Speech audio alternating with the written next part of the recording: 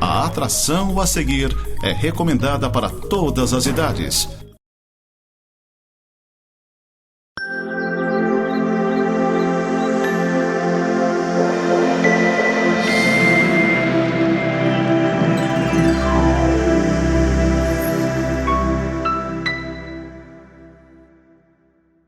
Seja bem-vindo ao programa Semeando para a Vida Eterna. Este é um programa da Igreja Presbiteriana de Lages. Alegria poder entrar na sua casa. A Igreja Presbiteriana de Lages está aqui na cidade há mais de 100 anos.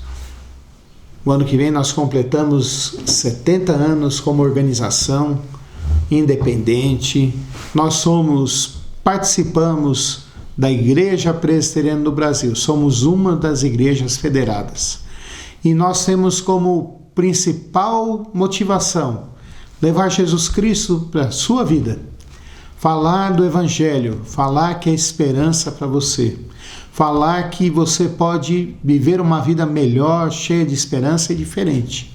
Falar para você que você pode ser um discípulo de Jesus Cristo. E você pode andar segundo Jesus Cristo andou. Nossa igreja fica aqui no centro de Lages, na rua Fausto de Souza, número 353. As nossas principais atividades são aos domingos. Um culto às 9 horas da manhã, escola dominical às 10 horas da manhã e outro culto às 19 horas. Nós temos atividades durante a semana e aos finais de semana para todas as idades, para as crianças, para os adolescentes, para os jovens, para os adultos, para os casais. Você é convidado para estar conosco. Eu queria ler um texto da Palavra de Deus e meditar com você neste momento. Senhor Deus, nós queremos te agradecer por esse dia, pela tua bondade, pela tua misericórdia, pela tua gratidão, Pai, por tudo aquilo que o Senhor tem feito na nossa vida.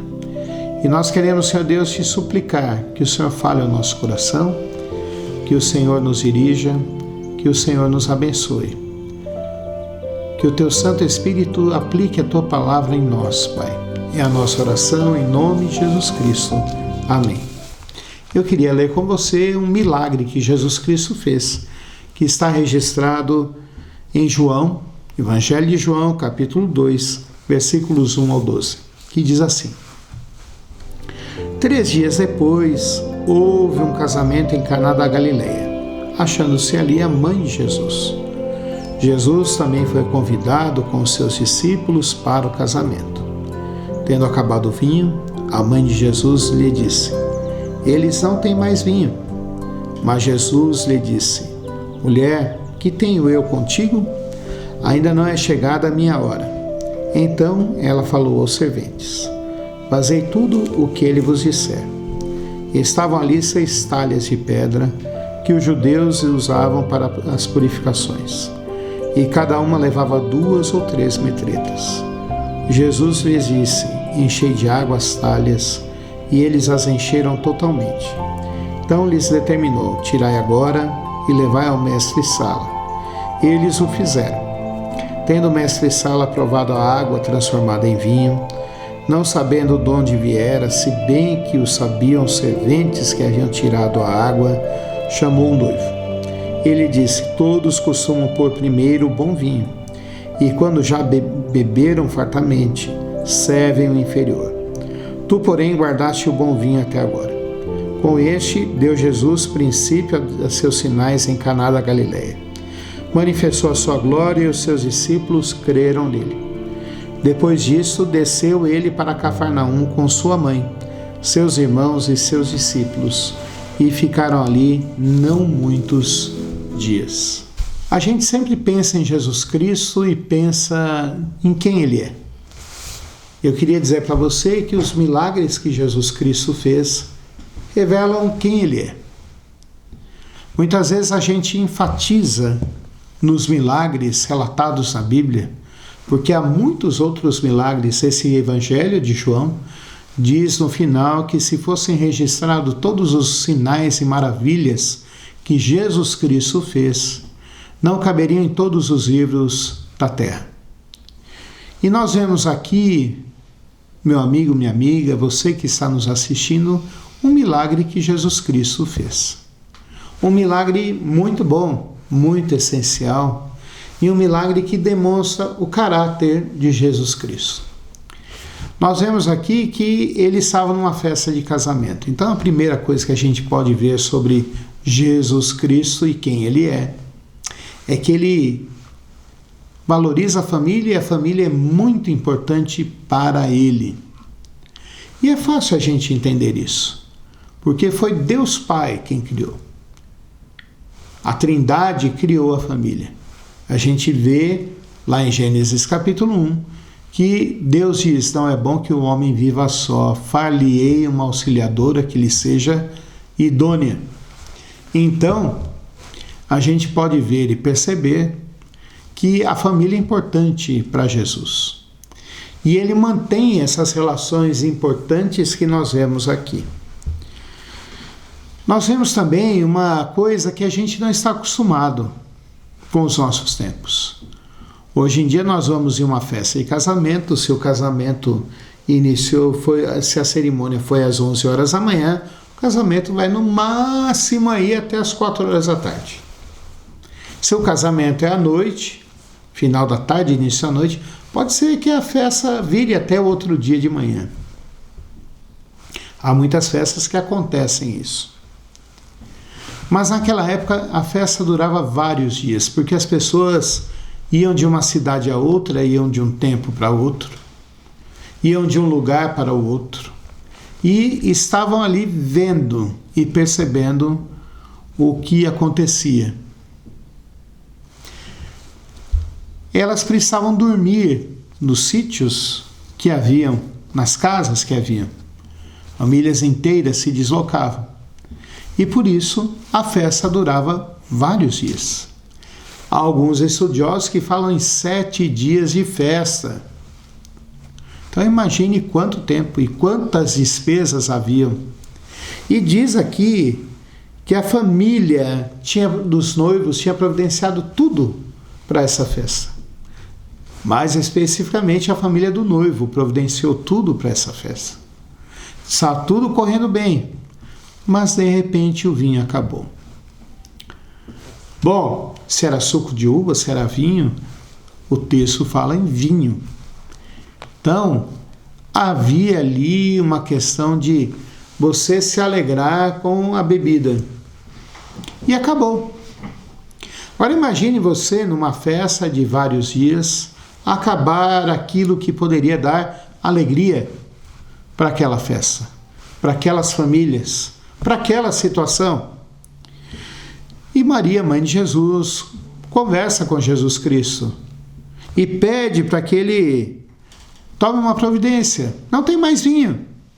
Jesus dá uma resposta meio esquisita aos nossos olhos, mas o que ele estava dizendo é que não era a hora que ele tinha pensado. Mas Deus quis que aquela fosse a hora. Deus quis que aquele fosse o momento. Deus quis que aquela situação fosse a situação em que tudo acontecesse. E Jesus Cristo começa a preparar esse milagre. Mas esse milagre é feito com a pior água que poderia existir. A água que as pessoas lavavam as mãos. Eu e você já fomos a algum churrasco. Eu e você já fomos em algumas festas. Eu e você talvez já sujamos as nossas mãos, já deixamos escorrer pela nossa roupa alguma gordura. Agora imagine naqueles tempos onde que talher não era a coisa mais essencial que existia. Existiam outras coisas que eram usadas. Mas principalmente as mãos eram usadas para comer. Lavar as mãos era essencial. Tanto que os judeus lavavam as mãos com um ritual muito específico, sempre antes de comer. Aquela água era a água mais suja que existia. E Jesus Cristo mandou trazer aquilo. E mandou encher todas elas, porque também já não tinha mais muita água ali.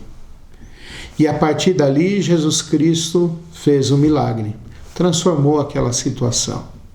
Transformou aquele momento que tinha parado a alegria e transformou para um momento de bênção, de alegria, de demonstração da sua graça na vida deles.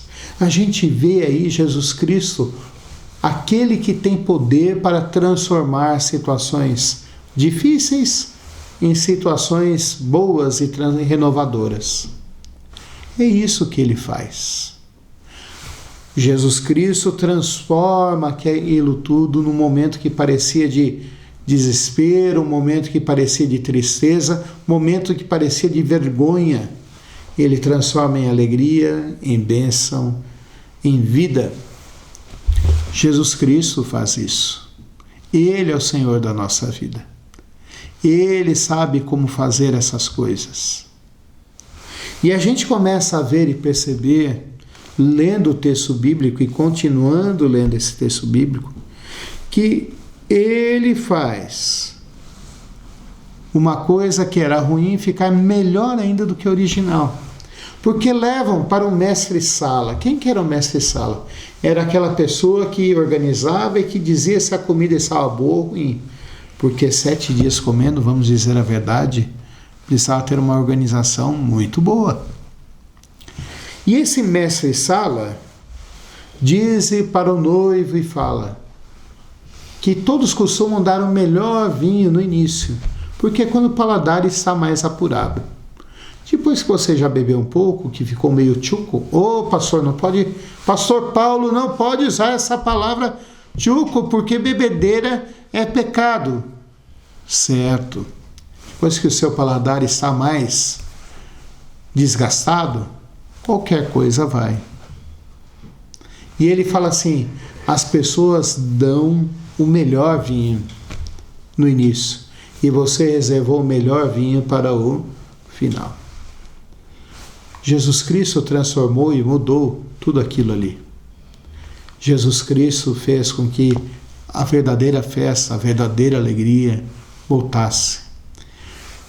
E agora a gente vê e começa a perceber que a partir dali, Jesus Cristo começa a fazer os milagres que ele tanto fez. Ele desce para Cafarnaum e chama seus discípulos e faz todos ali. Jesus Cristo se mostrou aquele que tem poder para transformar e aquele que é glorioso. Eu queria parar para pensar com você sobre essas duas características. Aquele que tem poder para transformar e aquele que é glorioso. Bom, não sei você, mas eu não consigo transformar muitas coisas. Mudar de essência, mudar a natureza, mudar aquilo que está dentro de nós, não é fácil. Não é simples. Não é alguma coisa que o ser humano consegue. Mas Deus tem poder, Jesus Cristo tem poder para transformar isso. E ele transformou aquela água em vinho. Ele transformou aquela água em vinho. Poxa, pastor, o que isso significa? Significa que Jesus Cristo tem poder para transformar a nossa essência. É o que ele faz em nós. Ele transformou pessoas simples, sem cultura alguma, em pessoas que poderiam ser, que foram seus discípulos e que levaram o nome dele para outras pessoas e foram bênção. Vou citar aqui 4 pescadores que foram discípulos dele: Pedro, Filipe, André e Tiago. Homens simples, que levaram o nome de Cristo para outras pessoas. Ele transformou um homem como Pedro, que já era mais velho, mas que ainda era um homem que não pensava muito antes de falar e agir. Ele transformou no homem que foi. Ele transformou a Saulo, um homem que perseguia a igreja, que tinha ódio de Cristo, inteligente, capaz, mas que dentro dele ele pensava assim: é mais importante cumprir a lei do que amar a Deus e amar as pessoas. E Jesus Cristo transformou o coração desse homem. Fez com que Saulo virasse Paulo, e Paulo agora pudesse ser aquele homem que amava as pessoas. Jesus Cristo também transformou homens inseguros, como Tomé, que depois levaram o evangelho para outras pessoas. Deus transformou situações terríveis, como de Zaqueu, que era odiado, e ele fala que agora quer seguir a Jesus. Ele tem poder para transformar a nossa vida. Ele tem poder para transformar até a nossa família aqui. Ele tem poder para isso. Ele tem poder para isso. Ele tem poder para transformar a nossa família. E nós precisamos entender isso. Nós precisamos compreender isso. Que o que nós não podemos fazer, o que nós não conseguimos fazer, Jesus tem poder para isso. O que para nós é impossível, para Jesus não é impossível. E a segunda característica que eu falei aqui, que ele é glorioso. É o que está dizendo aqui no versículo 11. Com este deu Jesus princípio a seus sinais da Galileia, manifestou a sua glória e os seus discípulos creram nele. Com este deu Jesus princípio a seus sinais em Caná da Galileia, manifestou a sua glória e os seus discípulos creram nele. Então, o que você começa a ver e perceber? Que os discípulos de Jesus Cristo viram que ele é glorioso, e não as pessoas que procuraram para que ele os curasse, não que as pessoas que o buscaram para que ele os libertasse, mas que ele é glorioso. E toda a glória era devida a ele. O que é glória? Grandeza. Faça esse sinônimo. Glória é igual a majestade, igual a grandeza. E confie em Deus. Confie na sua graça, confie no seu amor, confie no seu poder. Eu quero que você, através desse milagre, você veja que Deus pode transformar a sua vida, pode refazer a sua vida para melhor. Que Jesus Cristo é aquele que é poderoso para fazer infinitamente mais do que pedimos ou pensamos. Vamos orar? Senhor nosso Deus e Pai, nós queremos te agradecer por esse dia, pela tua bondade, pela tua graça, pela tua misericórdia. Queremos te suplicar que a tua boa mão esteja conosco, Senhor Deus, e que nós creiamos em Jesus e que Ele transforme a nossa vida, Pai. Abençoa a vida daqueles que estão vendo esse programa. Alguns estão enlutados hoje, Pai. E o Senhor console, que Jesus transforme essa dor, Pai Santo. E que logo em breve eles possam estar se alegres de novo, Pai. Abençoa, Senhor Deus, aqueles que estão passando por problemas familiares. Que a tua graça e a tua mão sejam com eles, Pai. E que o seu poder seja manifestado na vida deles. Abençoa, Pai Santo, e faz o teu querer sobre a vida daqueles que estão doentes e enfermos. Faz o melhor para a vida deles, Pai. Nosso desejo é de vê-los curados, vê-los bem, vê-los com qualidade de vida, Pai. Colocamos isso nas suas mãos e pedimos que o Senhor faça o teu querer sobre a vida deles, Pai. Abençoa-nos, Senhor Deus. Abençoa a nossa cidade, Pai. Faz com que a nossa cidade tenha emprego, tenha condições de vida, tenha segurança, tenha educação de qualidade, Pai, para a tua honra e tua glória. Abençoa, Senhor Deus, e cuida também, Pai, da vida, Senhor Deus, do nosso estado. Nós vamos ter eleições estaduais agora. Que o Senhor nos ensine a votar e a votar cada vez melhor, Pai. Mesma coisa te imploramos pelo nosso país. Tenha misericórdia de nós, Senhor Deus. É a nossa oração em nome de Jesus Cristo. Amém. Quero convidar você para nos visitar no próximo domingo, às 9 horas da manhã, às 10 horas da manhã ou às 19 horas. Você é muito bem-vindo. Até o próximo programa. Fique com a Nova Era TV. Aqueles discípulos tomaram um susto naquele barco. Quando as ondas começaram a crescer e os ventos começaram a soprar e tudo parecia perdido. E o mestre parecia que não estava nem aí. De repente alguém lembrou de chamar Jesus e perguntar: Senhor, não te importa que pereçamos? Nessa noite o Senhor quer ser incomodado por você também. Incomoda Jesus aí onde você está. Incomoda o Senhor com a tua adoração, com o teu louvor, com o teu clamor. Porque nessa noite, nesse lugar, você pode clamar e Deus vai ouvir, e Ele vai responder, e o mar vai se acalmar, e a tempestade vai passar, querido. Creia! Mestre, o vento balançou meu barco.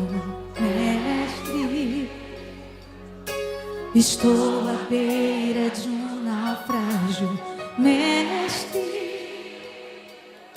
será que não vês? Será que eu vou perecer? Sinto na pele o frio desse vento. Chego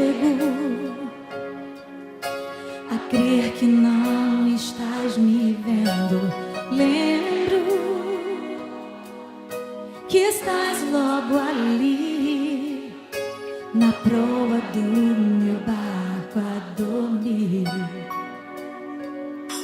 Eu sei que não estou só, e já posso crer que amanhã vai ser bem melhor. Porque só porque estás comigo eu posso clamar.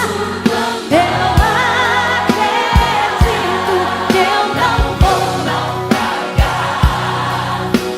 Só porque estás, eu posso clamar.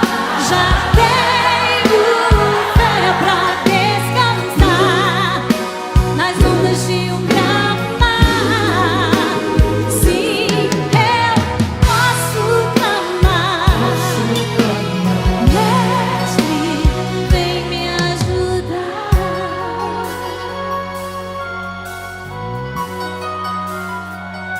Eu sei que eu não estou só, e já posso crer que amanhã vai ser bem melhor. Eu declaro, só porque Deus está comigo eu posso clamar. Eu acredito que eu não vou naufragar. Só porque estás comigo eu posso. Você também pode. Já tenho fé pra descansar nas ondas de um grande mar. Sim, eu posso clamar. Mestre, vem me ajudar. Quem é esse que até o vento e o mar lhe obedece? Quem é esse que ordena e milagres acontecem? Quem é esse? Esse nome toda língua confessará. Oh, todo joelho há de se dobrar diante do teu nome, Jesus, pra te adorar. Jesus, o presente que Deus enviou pra nós. Jesus, até o vento se cala pra ouvir tua voz. Eu posso clamar, eu acredito. Eu sei, Senhor, eu não vou naufragar. Eu sei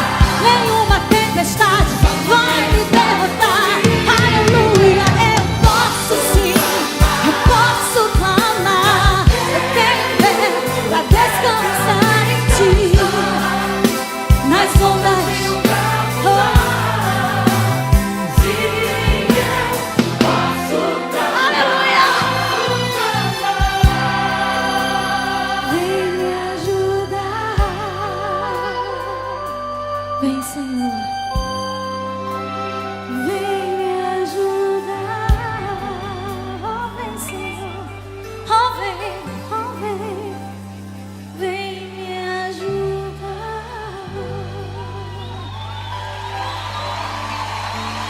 Aleluia, Senhor. Nós sabemos que o nosso clamor já tem chegado até o teu trono.